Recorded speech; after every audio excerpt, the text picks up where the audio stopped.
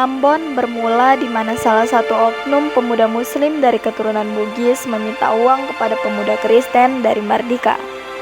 Pemuda keturunan Bugis tersebut sudah dikenal sebagai preman di kawasan tersebut dan pemuda dari Mardika tersebut bekerja sebagai supir angkot. Ketika sudah berkali-kali dimintai uang dan pemuda Mardika tidak mau memberi, keduanya pun tersurut amarah hingga berakhir dengan pertikaian adu pukul.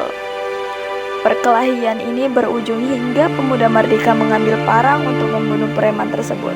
Preman tersebut yang berhasil kabur kemudian berkata pada warga di daerahnya bahwa ia akan dibunuh oleh orang Kristen. Tanpa berpikir panjang, lantas warga pun marah atas kejadian tersebut dan mulai menyerang desa Mardika dengan parang, tombak, dan senjata tajam lainnya. Tidak hanya itu, ratusan rumah di desa Mardika pun dibakar, termasuk gereja Silale. Atas terbakarnya gereja Silale, warga dari kampung-kampung sekitar Mardika marah dan ikut menyerang kembali warga muslim. Akibat dari konflik ini banyak warga terluka, ratusan rumah rusak, fasilitas umum hingga tempat ibadah pun juga hancur. Konflik ini merambat dari daerah pelosok sampai ke beberapa daerah perkotaan dan hingga pada akhirnya kota Ambon menjadi porak-poranda.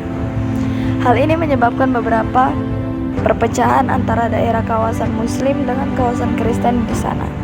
Pada Juli 1999, suasana di Ambon pun sudah mulai tenang dan membaik.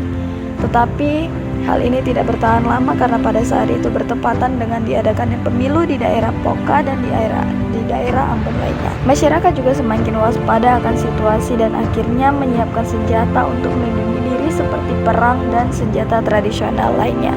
Konflik kemudian bermula lagi di Pulau Seram dan Pulau Burung, di mana pada saat itu warga telah sigap dan siaga. Setelah kunjungan Presiden dan Wakil Presiden ke Ambon, kerusuhan memuncak dan memanas di beberapa wilayah di Ambon. Konflik ini berakhir dengan hilangnya banyak nyawa dan ratusan orang yang terluka, hingga di Januari di tahun 2000. Kerugian atas kerusuhan ini bahkan tidak terhitung lagi. Ketika di kota Ambon mereda dan telah dilakukan rekonsiliasi di berbagai tempat, tetapi konflik bukannya mereda, melainkan muncul gerakan-gerakan jihad yang berpusat di Yogyakarta, Jakarta, dan Bogor. Hal ini menyebabkan kerusuhan mulai merebak dan berkepanjangan pada saat krisis di Ambon. Pemerintah akhirnya melepaskan tangan karena sudah tidak sanggup lagi menangani konflik yang terus berkelanjutan. Kejadian ini membuat bangkitnya Front Kedaulatan Maluku yang merupakan pewaris dari Republik Maluku Selatan atau RMS. Pemerintah yang menganggap bahwa adanya kelompok tersebut justru memperkeruh suasana di Ambon. RMS dibentuk pada tahun 1950 dan kelompok tersebut berusaha mengevokasi kaum Sapatis dari negara yang didominasi Muslim, di mana kemudian RMS dianggap sebagai gerakan Kristen yang memperburuk konflik dinamika agama Ambon saat itu.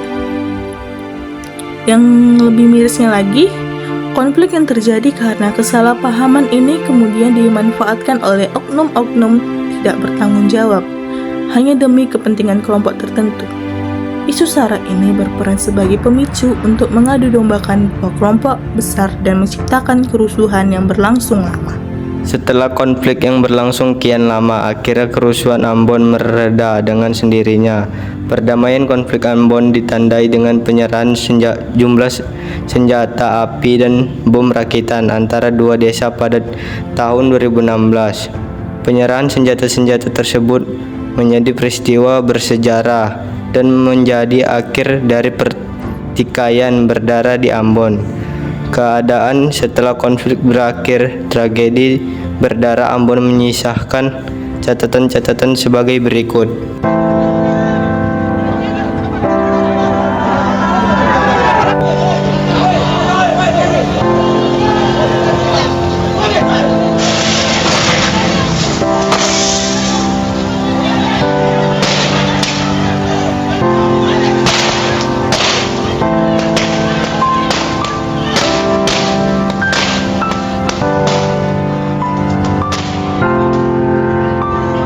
Itu awal kejadian hari 19 Januari. Emosi keagamaan dibangkitkan, mau ada yang mundur, mati ya. Mau mati, iya mau mati. konflik Maluku itu kan sangat juga kuat dan menjadi perhatian bahkan dunia ya. Kita dipisahkan pada saat kerusuhan itu, semua orang menyelamatkan diri masing-masing, semua orang lari. Pada saat kita ketemu dalam keadaan Ambon di saat recovery, Orang-orang yang melempar itu berdiri di depan saya, lihat begitu mobil masa ini pertolongan Tuhan.